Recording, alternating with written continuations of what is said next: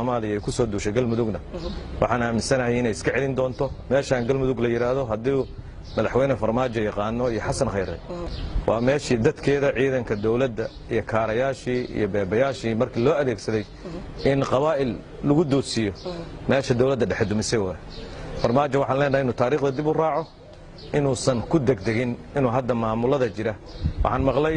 South West bay haddana ku mashquulsan yihiin galmudug hadda xoogaa waa ayadii waan isku mashquulinay xagganaadina intaanaadina yuusan sababin inuu dadkan isugu geeyo mar labaad xamar oo wixii xilka lahaa ee laga soo gudbay maaragtay dadka Soomaaliyeed ay ku bogsadeen inuu mar labaad dawladdii dhexe oo cadow ku ah shacabkeedii inuusan sabab dawlad dimuqraadi ah meesha joogta dictatorship ma jiro dawladda dimuqraadiga dadka galmudug baa ugu farxad badnaa madaxweyne Farmaajo 8 February inuu soo baxo annaga ahayn xildhibaanadii dooranay marka wuxuu iska dhaadhacsiyay baan isleeyahay wax kale iska dhaadhacsiyay xogaa yar oo lacag oo qadar laga keenay iyo waxaas galmudug ma dudumin karaan bal isagay dib ugu jirtaa baan isleenahay oo dhibaat wuxuu ka dheefi doonaa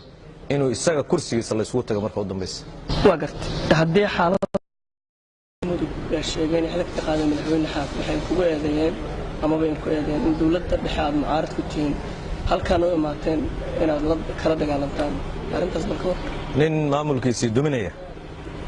oo adigu baa sheegaysidba madaxweynihiisii duminaya inuu qof kale ku tilmaamo